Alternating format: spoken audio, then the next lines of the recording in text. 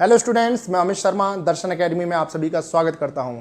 जैसा कि आप सभी लोग जानते हैं कि हिस्ट्री मेरे द्वारा आपको पढ़ाई जाएगी और हिस्ट्री में मैं आपको बहुत ही क्रिएटिव तरीके से पढ़ाऊंगा। इससे पहले हमने एक टॉपिक पढ़ाया था हेमचंद्र विक्रमादित्य। उसकी वीडियो को आप सभी लोगों ने काफ़ी सराहा है, काफ़ी सपोर्ट किया है और मैं उम्मीद करता हूँ कि आगे भी मैं आपको इसी क्रिएटिविटी के साथ में हिस्ट्री पढ़ाऊँगा। ठीक है, आप सभी लोगों की रिक्वेस्ट पर हमने ये डिसाइड किया है कि हिस्ट्री को हम एक क्रम में पढ़ाएंगे, एक ऑर्डर में। हम लोग जहाँ से हिस्ट्री स्टार्ट करेंगे उसी एक ऑर्डर में हिस्ट्री की वीडियोस आगे आती रहेंगी और आपके टॉपिक सारे कवर कराए जाएंगे उसमें। ठीक है, तो बिल्कुल भी टेंशन लेने की कोई भी ज़रूरत नहीं है, बिल्कुल भी टेंशन लेने की कोई ज़रूरत नहीं है। ठीक है, तो चलिए आज हम शुरुआत करते हैं हिस्ट्री में एक बिल्कुल नए ऑर्डर से। आप सभी लोग जानते हैं कि जो हिस्ट्री है उसे 3 पार्ट्स में डिवाइड किया गया है इंडियन हिस्ट्री को। एक है एंशिएंट हिस्ट्री मीन्स प्राचीन भारत, एक है मिडिवल हिस्ट्री मध्यकालीन भारत और एक है हमारा मॉडर्न हिस्ट्री मीन्स आधुनिक भारत। जो हमारा मध्यकालीन भारत है हम वहां से शुरुआत करेंगे। मध्यकालीन भारत जो है, मध्यकालीन भारत को भी 3 पार्टों में डिवाइड किया गया है। एक आता राजपूत काल। राजपूत काल 712 से लेकर के 1206 ईस्वी तक रहा है। ये ड्यूरेशन किसके लिए है? राजपूत काल के लिए। सेकंड पर आता है दिल्ली सल्तनत। दिल्ली सल्तनत से भी क्वेश्चन पूछे जाते हैं। ये रहा है 1206 से लेकर 1526 ईस्वी के लिए। और third one is what? Mughal साम्राज्य। ये भी मोस्ट इंपॉर्टेंट है और ये रहा है 1526 से 1707। हालांकि मुगल साम्राज्य तो 1857 की क्रांति तक रहा है, लेकिन जो 1707 के बाद वाला है उसे हम मध्यकालीन भारत में काउंट नहीं करते, बल्कि किस में काउंट करते हैं हम उसे? आधुनिक भारत में, मॉडर्न हिस्ट्री में। जब अंग्रेजों ने अपने साम्राज्य का विस्तार किया हम उसमें काउंट करते हैं उसे। ठीक है, और यहां मैंने इसे लिख भी दिया है कि मुगल वंश 1526 ईस्वी से लेकर के 1857 तक रहा है, लेकिन 1707 के बाद वाले आधुनिक मतलब हिस्से को हम आधुनिक भारत में पढ़ते हैं। तो आप समझ चुके होंगे कि अब हम क्या पढ़ने वाले हैं। हम पढ़ने वाले हैं मुगल साम्राज्य को पढ़ेंगे हम 1526 से स्टार्ट कर हम 1707 तक जाएंगे और बाकी के बचे हुए हिस्से को हम आधुनिक भारत में पढ़ेंगे। ठीक है, और मैं आपको बहुत ही बेहतरीन तरीके से समझाने वाला हूं विद हेल्प ऑफ ग्राफिक्स। ठीक है, स्टार्ट करते हैं। मुगल काल। मुगल काल के बारे में यदि हम बात करें तो मुगल काल को भारतीय इतिहास का दूसरा स्वर्ण युग कहा जाता है। मुगल काल को भारतीय इतिहास का दूसरा स्वर्ण युग कहा जाता है। भैया क्यों कहा जाता है स्वर्ण युग? क्योंकि इस काल में कला, साहित्य और भवन निर्माण का काफी उत्कृष्ट विकास हुआ, बहुत अच्छा डेवलपमेंट किया गया था। इसी वजह से इसे भारतीय इतिहास का दूसरा स्वर्ण युग कहा जाता है। अब आपके दिमाग में एक चीज आ रही होगी, भाई तो दूसरा स्वर्ण युग ये हो गया, तो पहला कौन सा है? तो भैया जो गुप्त काल रहा है, जो गुप्ताज पीरियड रहा है, गुप्त काल, वो जो है उसे भारतीय इतिहास का प्रथम स्वर्ण युग कहा जाता है। इसे क्या कहा जाता है? गुप्त काल को प्रथम स्वर्ण युग, first golden period of history. और मुगल काल को क्या कहते हैं? Second golden period of history. तो ये प्रथम स्वर्ण युग जो है वो गुप्त काल है। गुप्त काल मतलब कहां से कहां तक रहा है? 319 से 319 से 540 ईस्वी तक रहा है, सॉरी। ठीक है, तो हम यहां जान चुके हैं कि मुगल काल की बात करें तो मुगल काल को भारतीय इतिहास का दूसरा स्वर्ण युग कहा जाता है, क्योंकि इसमें कला, साहित्य और भवन निर्माण का काफी अच्छा विकास हुआ। प्रथम स्वर्ण युग जो हम कहते हैं वो गुप्त काल को कहते हैं और गुप्त काल 319 से 540 ईस्वी तक रहा है। अब हम दूसरी टॉपिक पे आए कि भारत में मुगल साम्राज्य का जनक किसे कहा जाता है। तो भारत में मुगल साम्राज्य का जनक जहीरुद्दीन मोहम्मद बाबर को कहा जाता है। और बहुत ही इंटरेस्टिंग चीजें हैं इनके बारे में यदि हम जानेंगे, इसके बारे में तो काफी डिटेल में बताऊंगा मैं आपको। भारत में मुगल साम्राज्य का जनक कौन है भैया? बाबर। ठीक है, इसका पूरा नाम क्या है? जहीरुद्दीन मोहम्मद बाबर। मैंने यहां पर इसकी फोटो भी दी है, आपको दिखाई है। और ये जो इसका जो टोटल ड्यूरेशन रहा है भारत में वो 1526 से 1530, ये स्थायी रूप से 1526 से 1530 में रहा है भारत में। हालांकि इससे पहले भी आक्रमण किए हैं, हम उनके बारे में भी जानकारी आपको देंगे, लेकिन यहां पर बिल्कुल स्टेबिलिटी आ चुकी थी, वो भारत में ही रहता था इस समय में, इस ड्यूरेशन में वो भारत में ही रहा है। ठीक है, तो हम एक तरफ से इसे पढ़ना शुरू करते हैं। जहीरुद्दीन मोहम्मद बाबर। यदि हम जहीरुद्दीन मोहम्मद बाबर की बात करें तो जहीरुद्दीन मोहम्मद का जन्म 14 फरवरी 1483 ईस्वी को ट्रांस ऑक्सियाना एक जगह है, वहां के फरगना नामक राज्य में हुआ था। फरगना एक छोटा सा राज्य था, वहां पर बाबर का जन्म हुआ। कौन सी डेट में हुआ? 14 फरवरी। 14 फरवरी वैसे भी आपको याद होगी, वैलेंटाइन डे के दिन हुआ है। किसका जन्म हुआ? बाबर का। 14 जनवरी 1483 ईस्वी को ट्रांस ऑक्सियाना के फरगना नामक राज्य में हुआ था। और फरगना एक छोटी सी रियासत थी, छोटा सा राज्य था। ठीक है, अब हम बात करें कि इनका जो वास्तविक नाम है वो जहीरुद्दीन मोहम्मद था। जहीरुद्दीन मोहम्मद था, लेकिन इस नाम को लेने में कठिनाई होती थी वहां के लोगों को, तो इनके नाम को बदला गया। इनके नाम को बाबर रखा गया। और बाबर जो था उस शब्द का अर्थ होता है चीता, जो कि इनके कारनामों से काफी बिल्कुल मिलता जुलता था। कैसे कि इनमें चीते के समान फुर्ती थी और इनका युद्ध कौशल भी बिल्कुल किसकी तरह था, आक्रमण करने का तरीका भी चीते की तरह। तो नाम के अनुरूप ही काम था और इसी वजह से इनका नाम क्या हो गया? बाबर हो गया। जो बाबर हैं उनके जो पिता थे उसका नाम क्या था भैया? उमर शेख मिर्जा। मिर्जा एक उपाधि होती थी वहां पर। क्या होती थी? एक उपाधि। बाबर के पिता का नाम उमर शेख मिर्जा था और मिर्जा क्या होती है? उपाधि। और ये जो बाबर था ये तैमूर का वंशज था भैया। तैमूर को तो आप जानते होंगे, जिसने भारत पर आक्रमण किया। और इसकी माता का नाम क्या था? कुतलुग निगार बेग, या बेगम भी कहते हैं। कुतलुग निगार बेग, जो कि चंगेज खां की वंशज थी। तो अब ये बात आती है कि बाबर जो था वो पिता की तरफ से तो तैमूर का वंशज था और माता की ओर से चंगेज खां मंगोलिया का वंशज था। और पिता की ओर से वो 5वां वंशज था, जबकि माता की ओर से 14वां वंशज था भैया वो। देखिए, बाबर जो है पिता की ओर से तैमूर का वंशज है, कौन सा? 5वां। माता की ओर से चंगेज खां का वंशज है, कौन सा? 14वां। ठीक है, अब हमने इतना तो जान लिया बाबर के बारे में। अब हम इससे आगे बढ़ते हैं कि 1494 ईस्वी में जब बाबर मात्र 11 वर्ष का था, उस समय उसके पिता की मृत्यु हो गई। अब मृत्यु हो गई तो भैया राज्य तो किसी को दिया जाएगा। और उस समय राजा किसको बनाया गया भैया? बाबर को। बाबर को राजपाट दे दिया गया, शासन दे दिया गया, बाबर को राजा घोषित कर दिया गया। उस समय बाबर की उम्र कितनी थी? मात्र 11 वर्ष। कई किताबों में 12 वर्ष भी मिलेगा आपको, लेकिन गलत है। वो 11 वर्ष की आयु में वो राजा बन गया। अब 11 वर्ष की आयु में वो राजा बन चुका है यहां पर, लेकिन होगा क्या भैया? आयु तो बहुत ही कम है, 11 वर्ष की है मात्र। तो 11 वर्ष की आयु कम होने के कारण इसे कम ही अनुभव था और इसी वजह से इसके पड़ोसी राज्यों ने इस पर आक्रमण किया, जिनकी वजह से इसे कई बार तो राज्य छोड़कर भी भागना पड़ा था, जिसमें इसके सगे संबंधी भी शामिल थे। आप सोचो कि उसमें इसके सगे संबंधी भी शामिल थे। हालांकि 1496 तक यह उस जगह पर बना रहा। ठीक है जी। अब बात आती है 1496 तक बना रहा, तो 1496 तक इसने कुछ चीजें विकसित करी और इसके दिमाग में एक ख्याल आया कि क्यों ना मैं भी अपने राज्य का विस्तार करूं। और उस समय इसके दिमाग में सबसे पहला ख्याल किसका आया था? समरकंद। समरकंद इसके लिए सपनों का शहर था। समरकंद वह स्थान था जिसे तैमूर ने बसाया था। तैमूर का वंशज है, तैमूर ने समरकंद को बसाया। समरकंद सपनों का शहर है इसके। तो इसकी इच्छा हुई कि मैं समरकंद को जीतूं। अब बाबर अपनी सेना को लेकर समरकंद निकल पड़ा।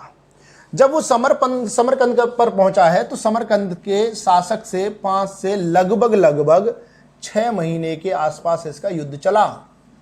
अंततः बाबर यहां पर जीत गया युद्ध को, और युद्ध को जीतकर बड़ा प्रसन्न हुआ। लेकिन भाई साहब, यहां पर भाग्य ने इसका साथ नहीं दिया। क्यों?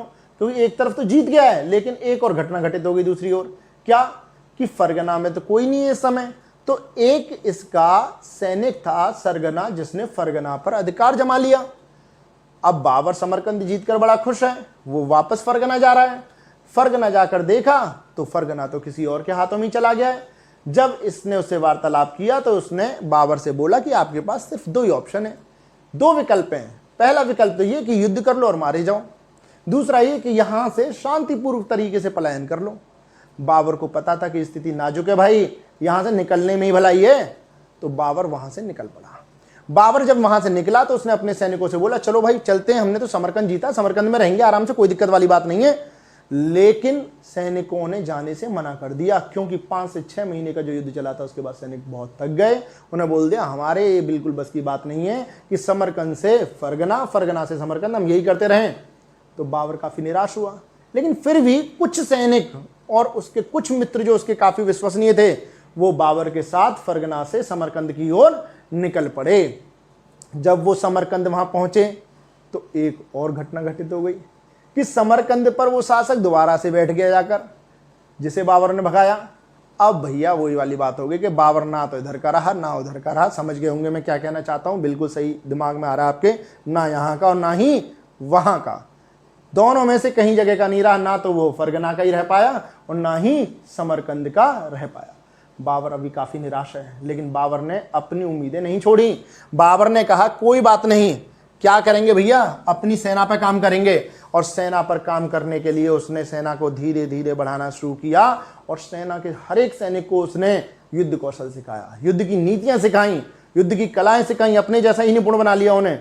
और अब बाबर बहुत ही ताकतवर बन गया। बाबर को अपनी ताकत पर बहुत ही घमंड था। कहता था कि अब तो मेरी सेना में प्रत्येक सैनिक मेरे जैसा ही है, तो मुझे हराने वाला अब कोई नहीं है। और इस बीच में उसने लड़ाई भी नहीं लड़ी, यानी कि सेना की सामर्थ्य पर काम किया, उसे बढ़ाने पर, स्ट्रेंथ पर काम किया। अब भाई साहब होता क्या है कि 1502 में वह उज्बेकिस्तान के शासक पर आक्रमण कर देता है। कौन? बाबर। और उज्बेक जो सेना थी उसका नेतृत्व कौन संभाल रहा था भैया? शेरवानी खान। और जो आक्रमण किया तो वहां पर भैया क्या होगा? एक युद्ध होगा। और उस युद्ध को किसके नाम से जाना जाता है? सर ए पुल का युद्ध। बाबर की सेना काफी ताकतवर बन चुकी है, तो बाबर उज्बेकिस्तान के शासक पर आक्रमण कर रहा है और उस युद्ध को क्या कहते हैं हम? सर ए पुल का युद्ध। इसमें उज्बेकिस्तान की जो सेना थी उसका नेतृत्व शेरवानी खान कर रहा है और सामने कौन है भैया? बाबर। बाबर बहुत ही ज्यादा घमंड के साथ में मैदान में उतरा हुआ है कि भैया मुझे हराने वाला कोई नहीं है। एक तो मेरी सेना काफी बड़ी हो चुकी है, अब दूसरा इन्हें युद्ध कौशल बहुत अच्छा है। लेकिन इसका घमंड पल भर में टूट गया। क्यों? क्योंकि शेरवानी खान की सेना ने इसे बिल्कुल बहुत ही कम समय में पराजित कर दिया। और इस पराजय के बाद में बाबर को बहुत बड़ा धक्का लगा। बोला ये हो कैसे गया? और हारा तो हारा, संग में इसकी जान के लाले पड़ गए। शेरवानी खान तो विजेता हो ही गया। उसने बोला भैया अब एक चीज है भैया, या तो संधि कर ले या फिर मारा जा। तो बाबर संधि के लिए तैयार हो गया। संधि के लिए तैयार हो गया तो संधि के तौर पर समरकंद किसका हो गया? शेरवानी खान के हाथों में चला गया। और दूसरी ओर बाबर ने संधि के रूप में ही अपनी बहन का विवाह किससे कर दिया? शेरवानी खान के साथ में कर दिया। ठीक है जी। हालांकि दुश्मनी रिश्तेदारी में बदली है, लेकिन मन में तो वही है, कटुता के भाव में अभी भी भैया है, तो मन में तो दुश्मनी है अभी भी।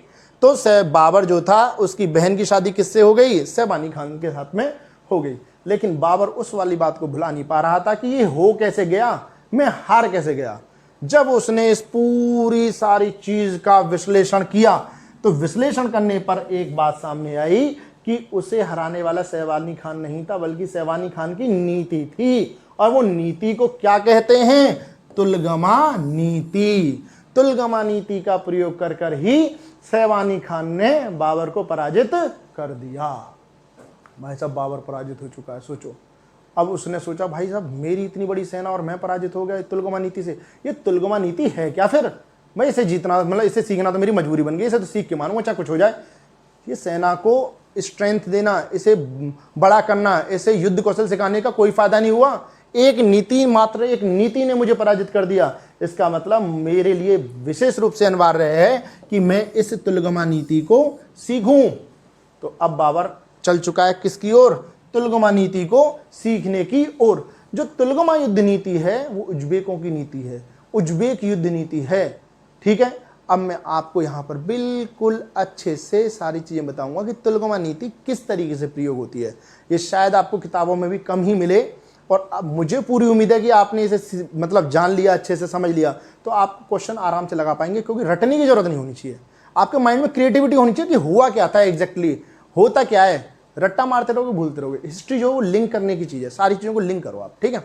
देखो भाई, जो तुलगमा युद्ध नीति है बाबर ने सीखनी शुरू करी, तो बाबर को उसकी जानकारी दी गई। बाबर को बताया गया कि तुलगमा नीति में जो सेना होती है उसे 4 फेज में डिवाइड कर दिया जाता है। सेना की 2 टुकड़ी तो आगे चली जाती हैं और 2 टुकड़ी कहां चली जाती हैं भैया? पीछे। 2 टुकड़ी आगे और 2 टुकड़ी पीछे। और जो सबसे आगे होते हैं यहां पे कौन होते हैं? घुड़सवार होते हैं। यहां घुड़सवार होते हैं। और यहां पर क्या होगा? ये 4 पार्ट में सेना डिवाइड है, 1 2 3 4। आगे वाली जो 2 टुकड़ियां उनके आगे कौन रहेंगे, घुड़सवार रहते हैं। ये पूरे क्या रहेंगे, घुड़सवार। और ये जो सेना है यहां पर, ये बैलगाड़ियों को कई सारी बैलगाड़ियां होती थी जिन्हें बीच में चमड़े के पट्टे लगा करके बांध दिया जाता था। जो कई सारी बैलगाड़ियां होती थी उन्हें पट्टे लगा करके और बांध दिया जाता था। अब वो बैलगाड़ियां जो है वो आपस में क्या हो गई, बंध गई। और ऐसे ही यहां पर किया जाता था, दोनों में सेम।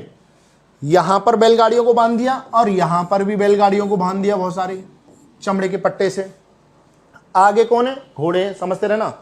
ये पीछे जो होते थे यहां पर, ये होते थे तीरंदाज होते थे। यहां पर बहुत सारे तीरंदाज थे। मैंने तो सिर्फ आपको प्रेजेंटेशन ग्राफिक्स में दिखाने की कोशिश किया कि किस तरीके से। बस यहां पर जो होते थे तोपची होते थे, तोपची।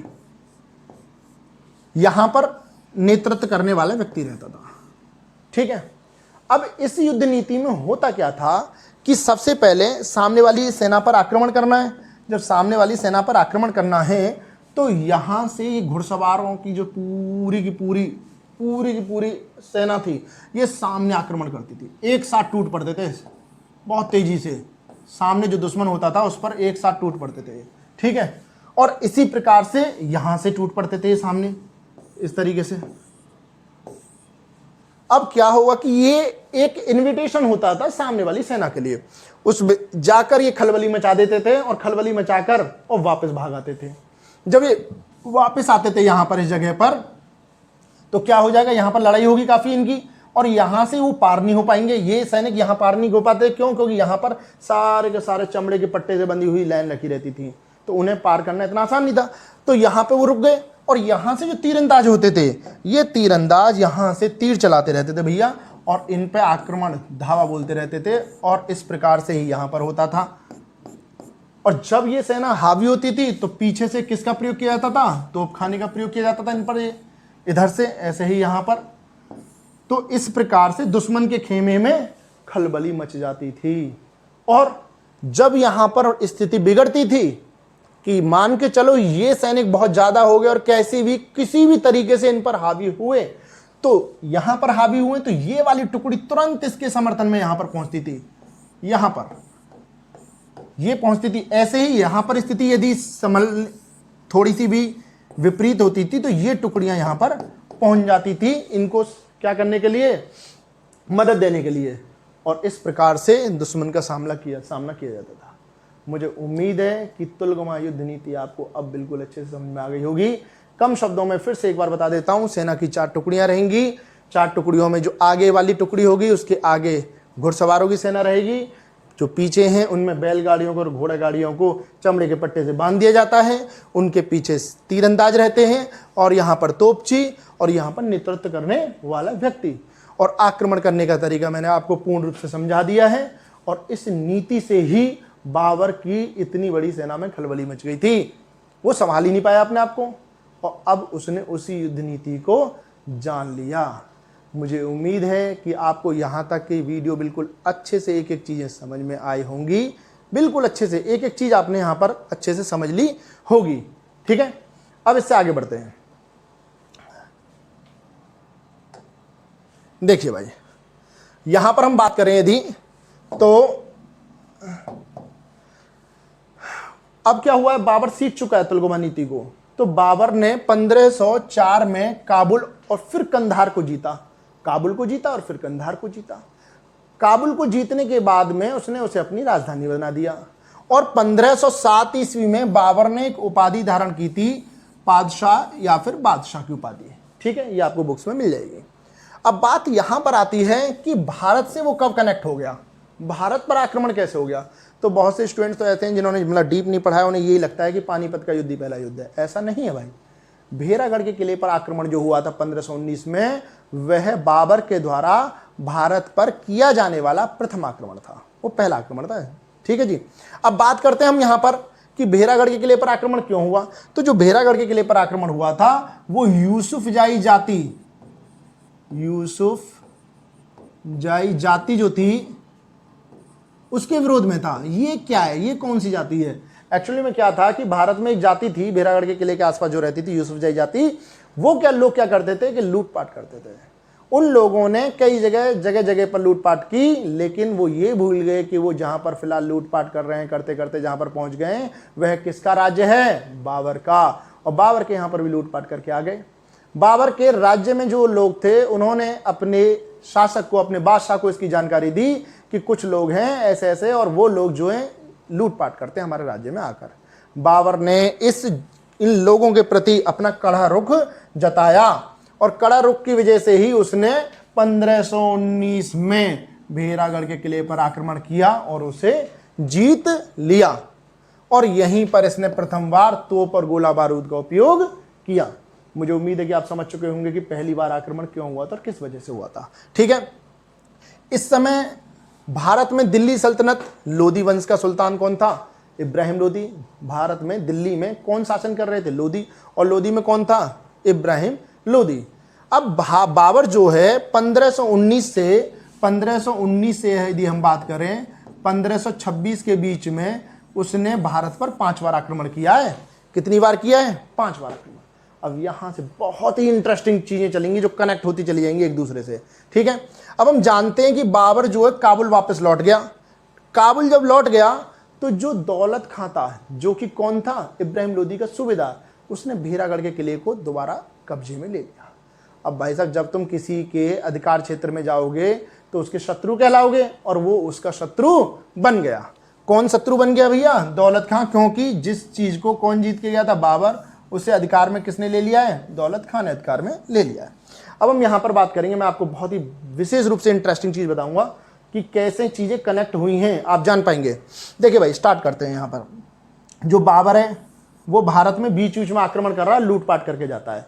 उसने भेरागढ़ के किले को जीता था, लेकिन उस पर अधिकार किसने कर लिया है, दौलत खां ने। तो दौलत खां बाबर का क्या हो चुका है, शत्रु। ठीक है जी, शत्रु हो चुका है। अब यहां पर 3 नाम आते हैं, दौलत खां, आलम खां, राणा सांगा, और इधर आता है इब्राहिम लोदी। देखिए भाई, दौलत खां जो था वो इब्राहिम लोदी का सूबेदार था। क्या था, सूबेदार। लेकिन भैया ये इसका सूबेदार है, इसके अंडर में काम करता है, तो ये भी अपनी सत्ता को आगे बढ़ाना चाहेगा। इसमें और इसमें मतभेद हो गए थे 1524 ईस्वी में, और जब मतभेद हो जाएंगे तो ये दोनों क्या बन जाएंगे भैया, आपस में शत्रु। इसका मतलब दौलत खां और इब्राहिम लोदी भी क्या बन चुके थे, शत्रु आपस में। जब ये शत्रु बन गए तो भैया यहां पे हमें पता चल चुका दोनों शत्रु बन चुके हैं। आलम खां की बात करें तो आलम खां जो था, आलम खां इब्राहिम लोदी का चाचा था। कौन था भैया, ये चाचा। आलम खां को उम्मीद थी कि इब्राहिम लोदी के जो पिता हैं उनकी मृत्यु के बाद यही शासक बनेगा, लेकिन ऐसा हुआ नहीं। जब ऐसा नहीं हुआ तो भैया किसे, कौन शासक बन गया था, इब्राहिम लोदी। तो इस बात से इसे बहुत बुरा लगा और ये दोनों भी आपस में क्या बन गए, शत्रु। तो आलम खां भी शत्रु है, ये दौलत खां इसका भी शत्रु है और इसका भी शत्रु है। और आलम खां किसका शत्रु है, इब्राहिम लोदी का शत्रु है। और बात करें राणा सांगा की, तो राणा सांगा बहुत ही शक्तिशाली राजा थे, शासक थे, और उन्होंने 1517 के खतौली के युद्ध में, कौन से, खतौली के युद्ध में इब्राहिम लोदी को भी पराजित किया था। तो ये भी क्या है, राणा सांगा भी इब्राहिम लोदी के शत्रु। हालांकि दोनों की सेनाओं की जो स्ट्रेंथ थी, जो क्षमताएं थी, वो लगभग बराबर थी और पूर्ण रूप से बिल्कुल टक्कर रहती थी। फिर भी लेकिन लास्ट में विजय किसकी हुई थी, खतौली के युद्ध में, राणा सांगा। तो आप समझ चुके हैं, दौलत खां इसका भी शत्रु है, इसका भी शत्रु है, आलम खां इसका शत्रु है, राणा सांगा इसका शत्रु है। अब इन तीनों ने एक साथ हो गए। और ये क्वेश्चन कई बार पूछा जाता है कि बाबर को भारत आने का निमंत्रण किसने दिया था, दौलत खां, आलम खां और राणा सांगा। हुआ क्या कि इन्होंने सोचा कि भाई, इन तीनों ने सोचा कि किसी बाहर वाले बंदे को इनवाइट किया जाए इस पर आक्रमण करने के लिए। हम क्यों पार्टिसिपेट करें, हम अपनी क्षमताओं का नाश क्यों करें, हम बाहर वाले को बुलाते हैं और वो अच्छे आक्रमणकारी होते हैं और हो सकता है कि वो इसे पराजित कर और बिल्कुल ही हटा दे। अब राणा सांगा, दौलत खां और आलम खां ने सोचा, हालांकि इनकी विचारधारा अलग अलग थी, सबके दिमाग में अलग अलग तरीके के विचार पनप रहे थे। और जैसा कि इतिहास में विदित है, बताया जाता है कि जो दौलत खां था वो ये सोच रहा था कि जो बाबर को बुला लेंगे तो बाबर क्या करेगा, दिल्ली जीतेगा, और बाबर तो एक तरीके का लुटेरा है और वापस चला जाएगा और दिल्ली की सत्ता किसको दे देगा, मुझे दे देगा। आलम खां सोच रहा था कि भाई ठीक है, मुझे पता है कि दौलत खां दिल्ली पर नजर रखे हुए, लेकिन आगरा तो मुझे मिल ही जाएगा, कुछ नहीं है तो बाबर तो यहाँ रुकना नहीं है, वो तो वापस जाएगा, वो तो आक्रमणकारी है, लुटेरा है। ठीक है। और राणा सांगा क्या सोच रहे थे? राणा सांगा सोच रहे थे कि भारत विजय में आज भी यदि मेरी क्षमताओं का, यदि मेरी सेना का कोई नाश करता है तो वो कौन है? इब्राहिम लोदी। हालांकि ये ज्यादा ताकतवर थे फिर भी। तो ये सोच रहे थे कि यदि ये रास्ते से हट गया तो पूरा भारत किनके हाथों में जाने वाला है? राणा सांगा। हिंदू शासन दोबारा स्थापित कर दूंगा मैं यदि ये बिल्कुल एक तरफ से रास्ते से हट जाए। तो इन तीनों ने ही आपस में सहमति के द्वारा बाबर को भारत आने का निमंत्रण दिया, और ये निमंत्रण दौलत खां ने अपने पुत्र और आलम खां की मदद से दिया। अपने पुत्र दिलावर को और आलम खां को बाबर के पास भेजा और कहा कि आप भारत आकर आक्रमण कीजिए, हम आपके साथ में हैं।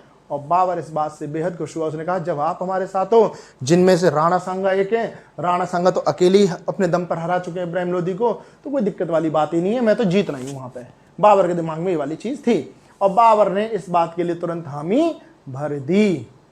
बात समझ में आ गई होगी आपकी। और यहीं से एक जो स्टेप है जो काफी फेमस है, वो प्रसिद्ध है, वो यहीं से शुरुआत होती है कि बाबर ने 26, 27, 28, 29 में युद्ध लड़े हैं, जिनका क्रम किस तरीके से याद करते हैं हम? 26 में पानी पिया मतलब पानीपत का युद्ध, 27 में खाना खाया मतलब खानवा का युद्ध, और 28 में चंदा इकट्ठा किया मतलब चंदेरी का युद्ध, और 29 में घर गया का मतलब घाघरा का युद्ध, और 30 में मर गया, और सच में 30 में वो मर चुका था। 26 में पानी पिया, 27 में खाना खाया, 28 में चंदा लिया, 29 में घर गया, और 30 में मर गया। और ये पानीपत का युद्ध क्या था, कैसे हुआ, क्या स्थितियां बनी, क्यों? क्योंकि पानीपत के युद्ध के बाद में हम ये भी जानेंगे खानवा का युद्ध कैसे हुआ। खानवा का युद्ध तो राणा सांगा के साथ में हो गया सीधे, जबकि राणा सांगा तो इसके शत्रु नहीं मित्र होने वाले थे, लेकिन वो शत्रुता में कैसे कन्वर्ट होगी बात, ये सब हम जानेंगे बिल्कुल। और इसके लिए अब हम आगे बढ़ेंगे। मुझे उम्मीद है यहाँ तक की वीडियो आपको समझ में आई होगी। मैं उम्मीद करता हूँ कि यहाँ तक आपको बिल्कुल इंटरेस्ट आया होगा। ठीक है, तो चलिए आगे बढ़ेंगे। इसके लिए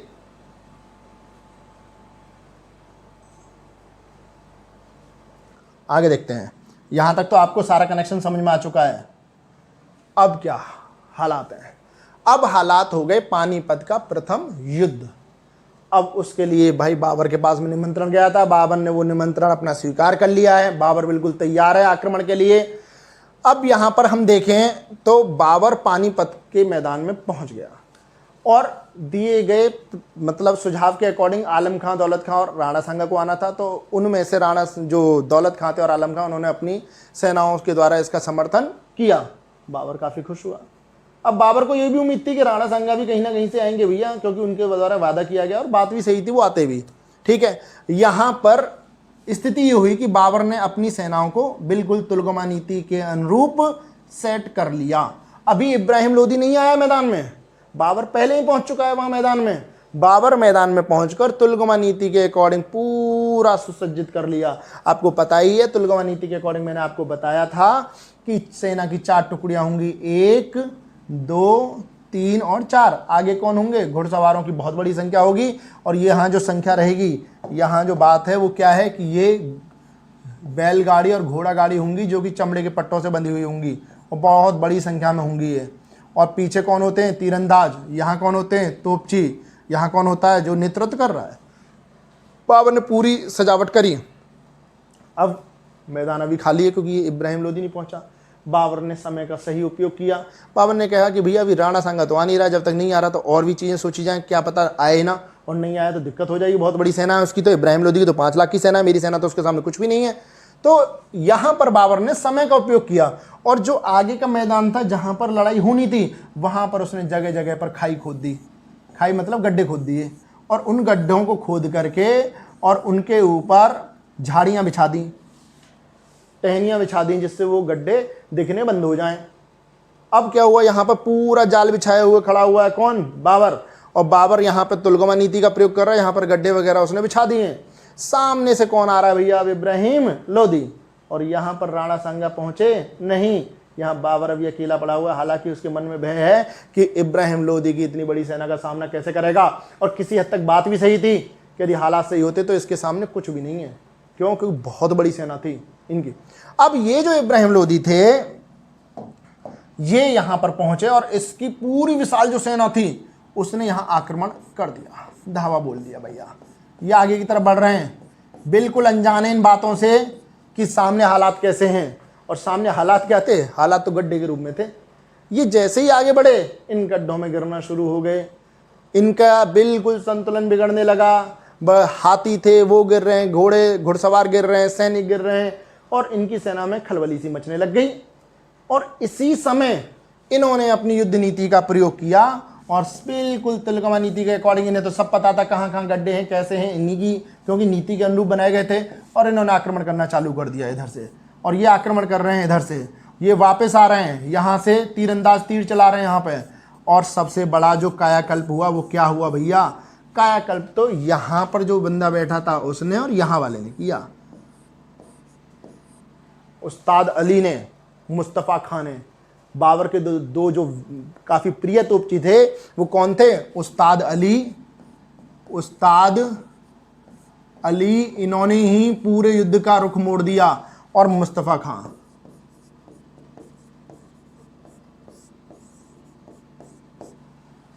तो यहां पर जो तोपची बैठे थे उस्ताद अली और मुस्तफ़ा खान, यही नेतृत्व संभाल रहे थे तोपों का। और इन्होंने जब यहां से तोपों से प्रहार कराना शुरू किया, तो उससे पहले भारत में जो तोपों की आवाज नहीं सुनी थी हाथियों ने भाई, और इस पर हाथियों की विशाल सेना थी, विशाल संख्या में हाथी थे। तो जब हाथियों ने तोपों की आवाज सुनी तो वहां पर भगदड़ मच गई, हाथी उल्टे वापस लौटने लगे डर की वजह से। और जैसे ही वो उल्टे लौटे तो उन्होंने अपनी ही सेना को कुचलना शुरू कर दिया, और हाथियों की विशाल संख्या थी, बहुत बड़ी संख्या थी, और उन्होंने अपनी सेना को कुचला, और पूरी की पूरी सेना तितर बितर हो चुकी है, कुछ भी नहीं पता कि कौन नेतृत्व संभाल रहा है, क्या कर रहा है, सब भगदड़ मच गई, सब भागने लगे। और बाबर ने इब्राहिम लोदी को इस युद्ध में बड़ी आसानी से, लेकिन चमत्कारी तरीके से, चमत्कारी हुआ था, अचानक से सारी चीजें घटित हो गई और पराजित कर दिया। और इस प्रकार से बाबर ने भारत में मुगल साम्राज्य की नींव रखी। अब बाबर जो था भाई वो दिल्ली पहुंच चुका है। जो दौलत खां और आलम खां थे वो सोच रहे थे भैया दिल्ली में क्या है, बस जितना लूटपाट करनी है वो लूटपाट करेगा और भाग जाएगा, लेकिन ऐसा नहीं हुआ। बाबर ने अपना सारा प्लान बदल दिया भैया, और उसने कहा कि भैया मैं तो अब यहाँ भारत में ही रुकूंगा और भारत को ही देखूंगा। अब वो भी दिल्ली में बैठ चुका है, पानीपत का युद्ध जीत चुका है। पानीपत के युद्ध के क्या परिणाम थे? पानीपत के युद्ध से जो क्वेश्चन आता है नंबर 1 तो ये आता है, पानीपत का प्रथम युद्ध कब हुआ? तो 1526 में हुआ। किसके साथ में हुआ? बाबर और किन किन का हुआ था? इब्राहिम लोदी का हुआ था। पानीपत के युद्ध में जो उसके दो तोपची थे उनका नाम क्या था? उस्ताद अली और मुस्तफ़ा खां। तोप खाने का प्रयोग किया था? जी बिल्कुल किया था। तुलगमा नीति का प्रयोग कब किया था? पानीपत के युद्ध में किया, यहां पर भारत में आकर उसने तुलगमा नीति का प्रयोग। इसके बाद में क्या क्वेश्चन आता है कि इस युद्ध को जब वो जीत गया तो उसने पानीपत में ही काबुली बाग और काबुली मस्जिद बनवाए। क्वेश्चन एक और आता बहुत इंपॉर्टेंट कि बागवानी का शौकीन शासक कौन था? मुगल शासक। तो वो कौन था भैया? कौन था बागवानी का शौकीन? किसने सबसे ज्यादा बाग वगैरह पे काम करा है? वो कौन है? बाबर। ठीक है। अब बाबर से रिलेटेड जितने भी क्वेश्चंस होंगे आपके, वो आपको पीडीएफ की फॉर्म में दर्शन एकेडमी के ऐप में नोट्स में मिलेंगे, बिल्कुल मिलेंगे। सारे के सारे पॉसिबल नंबर ऑफ क्वेश्चंस आपको मिलेंगे। आप बस यहां पर समझिए, अच्छे से समझिए, जो इंपॉर्टेंट की पॉइंट्स लगे आप उन्हें नोट डाउन कीजिए, सारी चीजों को इंटरलिंक करना सीखिए कि कैसे हुआ था पूरा का पूरा काम, और उसके बाद में आप क्वेश्चन अटेम्प्ट करना, आपको बहुत मजा आएगा। चीजें उससे बाहर कुछ नहीं जाने वाला। ठीक है। अब हुआ क्या, यहां पर उसने जीत गया है। जीत जाने के बाद में काबुली बाग और काबुली मस्जिद बनवाए, और जो काबुल के लोग थे जहां का वो शासक था, उसने वहां पर प्रत्येक नागरिक के लिए चांदी का सिक्का भेजा।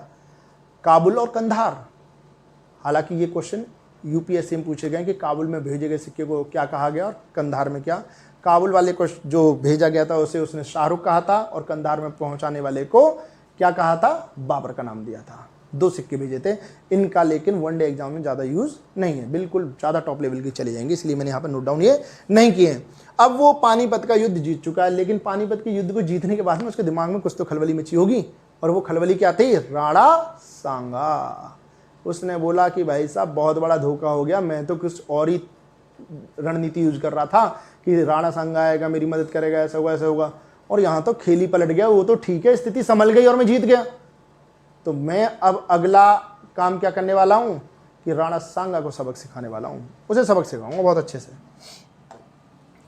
तो कई लोग कहते हैं कि भैया जो पानीपत का युद्ध हुआ उसके बाद में ये खानवा का युद्ध क्यों हुआ, और जो राणा सांगा ने, कईयों के दिमाग में कंफ्यूजन है, जो वन लाइनर पढ़ते हैं उनके दिमाग में तो बहुत ही कंफ्यूजन है कि बाबर को भारत आने का निमंत्रण किसने दिया, कि दौलत खां आलम का राणा सांगा है, राणा सांगा ने निमंत्रण दिया और राणा सांगा के संग युद्ध हो रहा है। क्यों हो रहा है उन्हें पता ही नहीं है। तो मैं आपको बता चुका हूं कि राणा सांगा ने निमंत्रण किसी और पर्पज से दिया था कि वो उसे हराएगा और चला जाएगा भारत में, वो हिंदू राज्य फिर से स्थापित कर देगा, लेकिन उल्टा हो गया, वो भारत में रुक गया। अब रुक गया तो उसने सोचा कि राणा सांगा ने जो मेरे साथ में विश्वासघात किया है मैं उसका जवाब उन्हें दूं। तो अब जो वो पानीपत की लड़ाई जीत चुका है तो उसके दिमाग भी सातवें आसमान पर है। उसने सोचा मुझे हराने वाला अब कोई है भी नहीं, ना ही मेरी कोई टक्कर का है, मेरी सेना भी अब बड़ी हो चुकी है। ठीक है, अब जब सेना भी बड़ी हो चुकी है तो उसने क्या किया, उसने बोला कि अब लड़ाई लड़ने मैं नहीं जाऊंगा और जो राणा सांगा है उसे सबक सिखाने के लिए मैं नहीं जाऊंगा, बल्कि मेरा एक सेनापति काफ़ी है उसके लिए। और वो कौन था भैया, मेहंदी ख्वाजा, मेहंदी राव ख्वाजा था, मेहंदी ख्वाजा जिसे हम कहते हैं। और उसे भेज दिया और उसके लिए कौन सी लड़ाई हुई थी, ब्याना की लड़ाई हुई थी, ब्याना, भरतपुर ब्याना, ब्याना की लड़ाई हुई। और वो किस किस के बीच में हुई भैया, राणा सांगा और मेहंदी ख्वाजा। भैया राणा सांगा के सामने मेहंदी ख्वाजा कहाँ टिकने वाला है भाई। राणा सांगा मतलब पराक्रमी यार शासक, आप जानते हो इनके किस्से जब पढ़ोगे आप, बहुत ही जबरदस्त है इनकी वीरता पूर्ण कारनामे जो है। तो राणा सांगा के सामने मेहंदी ख्वाजा कहाँ टिकेगा। मेहंदी ख्वाजा समर्पण करा और भाग गया छोड़ के मैदान, और राणा सांगा ब्याना यानी भरतपुर की लड़ाई को जीत गए। अब यहाँ पर बस एक चूक हुई, और वो चूक क्या थी कि उनकी सेना ने वहीं पर जश्न मनाना शुरू कर दिया कि भाई हमने बाबर पराजित कर दिया, बाबर पराजित कर दिया, और बाबर यहाँ से भागेगा, पक्का भागेगा, कंफर्म है, अब हमने हरा दिया। मेहंदी ख्वाजा कहाँ पहुंचा भैया, बाबर के पास। बाबर के पास आया, बोला जी बात ऐसी है कि उनकी सेना काफ़ी विशाल है और उसी वजह से हम हार गए, यहाँ पे आपकी नीति वगैरह कुछ काम नहीं आने वाली है। बाबर ने कहा ऐसी बात नहीं हो सकती भाई, लड़ेंगे तो हम जरूर। और उसी वजह से बाबर ने खुद नेतृत्व संभाला। और फिर कौन सा युद्ध हुआ भैया, खानवा का युद्ध 1527 में। खानवा का युद्ध जब बाबर का और किसका हुआ था, राणा सांगा का। राणा सांगा जो थे उनके झंडे के नीचे, मतलब उनके नेतृत्व में कई राजा कार्य करते थे, कई राजा थे जो उनके सहयोगी बनकर साथ में काम करते थे, उनके अंडर में ही काम करते थे, आप यही मान सकते हैं, उनके ही सलाह पर काम करते थे। राणा सांगा ने सबको एकत्रित किया और बोले भाई साहब बाबर आक्रमण कर रहा है, और उनकी सेना अभी जश्न से बस बाहर निकल ही रही है।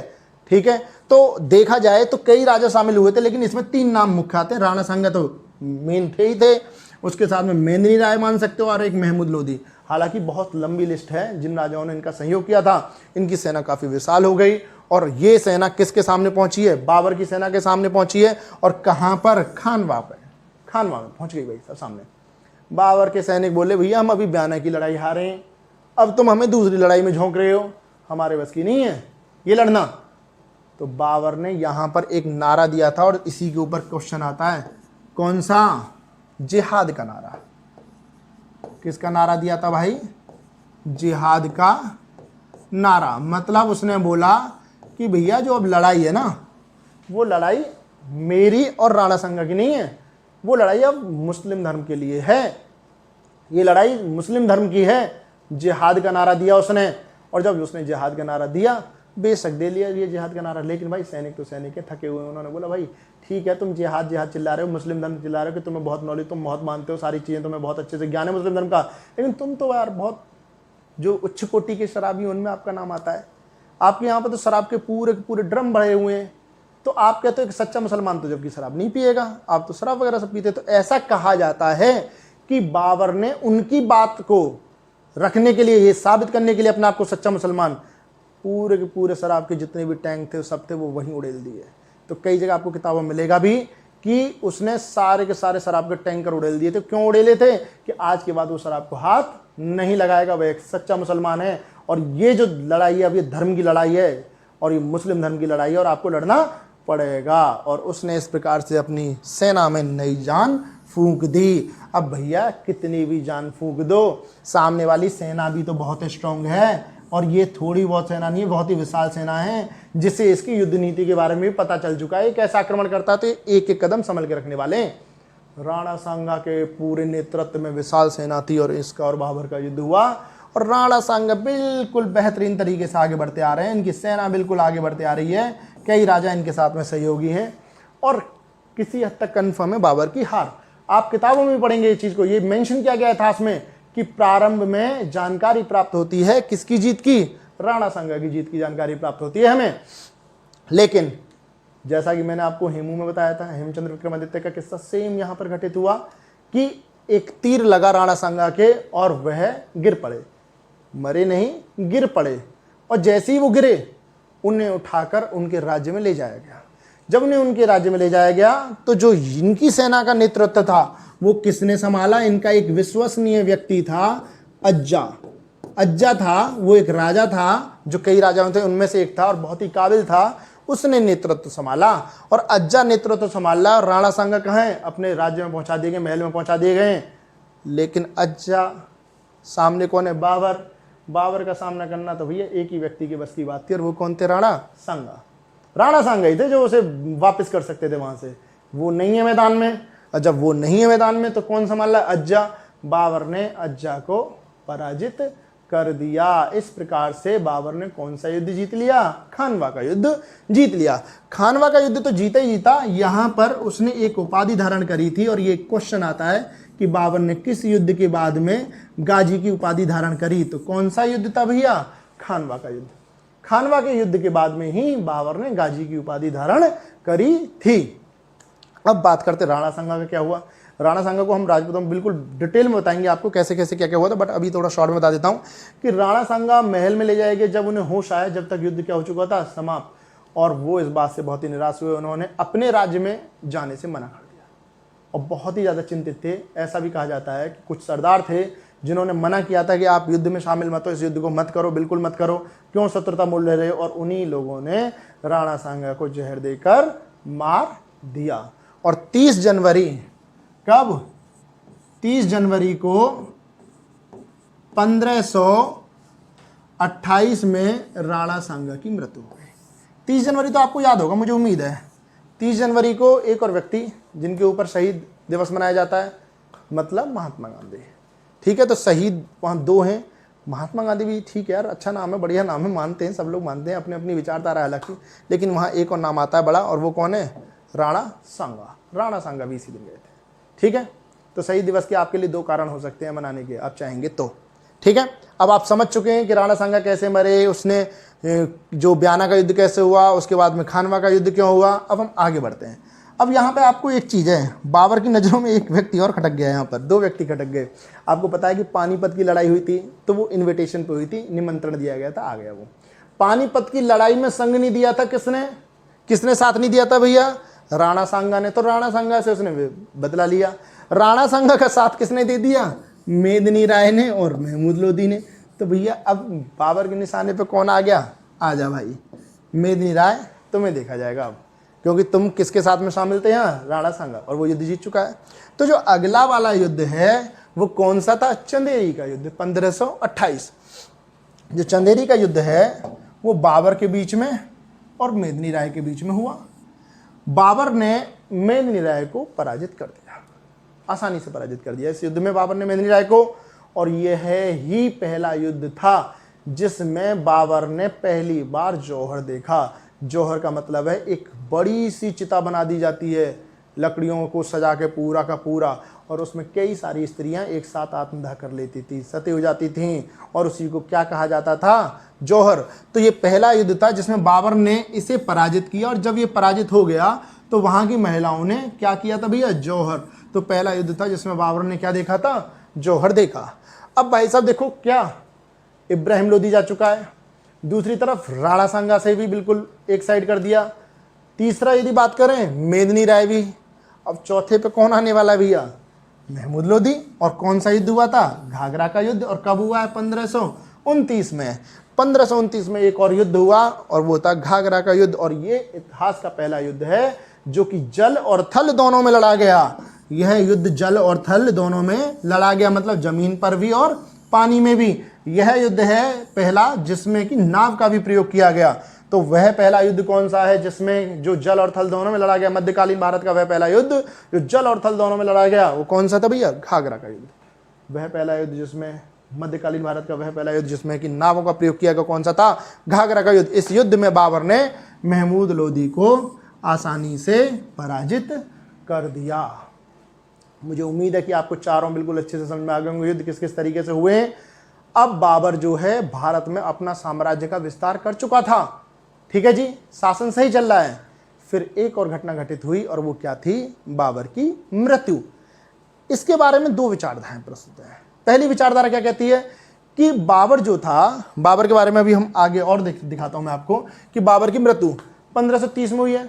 इसके बारे में दो विचारधाराएं प्रसिद्ध हैं। पहली विचारधारा क्या है कि जो हुमायूं था वो बाबर के बहुत ही क्लोज था। सबसे प्रिय पुत्र कौन सा था भैया? हुमायूं। ठीक है, तो जो हुमायूं सबसे प्रिय पुत्र था और हुमायूं हो गया बहुत ज्यादा बीमार। तो ऐसा लिखा हुआ है, विदित है, कई कई लोगों ने मेंशन किया है कि बाबर ने ये दुआ मांगी कि जो हुमायूं की बीमारी है वो उसे लग जाए और हुमायूं क्या हो जाए? ठीक। और कुछ ऐसा ही हुआ कि हुमायूं का स्वास्थ्य दिन पर दिन क्या होता चला गया? सही। और बाबर की दुआ कबूल हुई और वह क्या हो गया? उसका स्वास्थ्य बिगड़ता चला गया और 1530 ईस्वी में इसकी क्या हो गई भैया? मृत्यु। दूसरी क्या बात है? दूसरी बात यह है कि जो बाबर की बेटी है गुलबदन बेगम, कौन थी? गुलबदन बेगम। उसने अपनी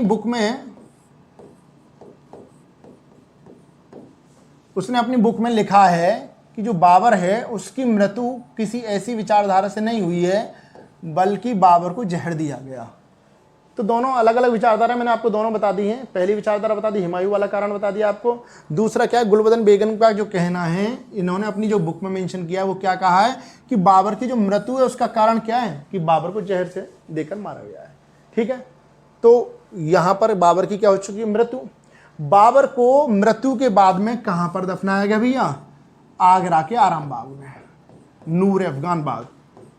आगरा का आराम बाग जिसे हम क्या कहते हैं? नूर अफगान बाग। नूर ए अफगान बाग। नूर अफगान बाग पहला बाग है जो ज्यामिति विधि से स्थापित किया गया है, आगरा का आराम बाग। ठीक है, यहां दफना दिया गया। लेकिन इसने एक अपनी जो इच्छा जाहिर की थी उसमें यह कहा था कि इसकी यह इच्छा है कि यदि इसकी मृत्यु हो जाए तो इसे इसके शहर जहां से इसने अपना साम्राज्य का विस्तार करना शुरू किया था, वो क्या था? काबुल। काबुल में दफनाया जाए। और इसकी इसी इच्छा को पूरा किसने किया? हुमायूं ने, इसके बेटे ने। हुमायूं ने 9 वर्ष के बाद, कितने वर्ष के बाद? 9 वर्ष के बाद वहां से उसे हटाकर काबुल में दफनाया। कहां पर दफनाया भैया? काबुल में दफनाया, ले जाकर के उसे। ठीक है, और इसकी अंतिम इच्छा को पूरा किया। तो आपको समझ में आ गया कि बाबर की मृत्यु कैसे हुई। उसकी दो विचारधाराएं हैं। एक तो ये हुमायूं वाला कंसेप्ट जो कि भैया वो उसने बोला था, दुआ मांगी थी कि उसका स्वास्थ्य सही हो जाए और स्वयं बीमार हो जाए, ऐसा हुआ और उसकी मृत्यु हो गई। दूसरा ये कि गुलबदन बेगम में अपनी किताब में लिखा हुआ है कि उसे जहर देकर मारा गया था। उसके बाद में उसे कहाँ दफनाया गया? आगरा के आराम बाग, यानी कि नूर अफगान कहते हैं इसे। ठीक है, बाग में दफनाया गया। आगरा का आराम बाग ज्यामिति विधि द्वारा स्थापित किया गया पहला बाग। और मैंने बोला था ये किसने बनाया भैया? बाबर। बाबर को बाग बगीचों का बहुत शौक था भाई।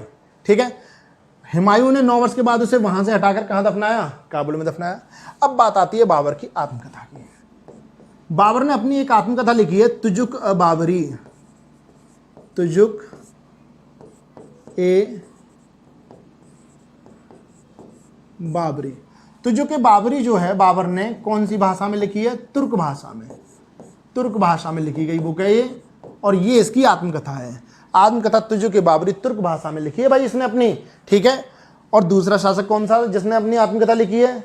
वो कौन था भाई? जहांगीर। 2 शासक हैं, एक तो बाबर है और एक जहांगीर, जिन्होंने अपनी आत्मकथा लिखी है। तुजुक ए बाबरी तुर्क भाषा में लिखी है। और इसका जो फारसी में अनुवाद किया है वो किसने किया है? फारसी में अनुवाद अब्दुल रहीम खान खाना, रहीम दास जी ने किया है। किसने किया है? अब्दुल रहीम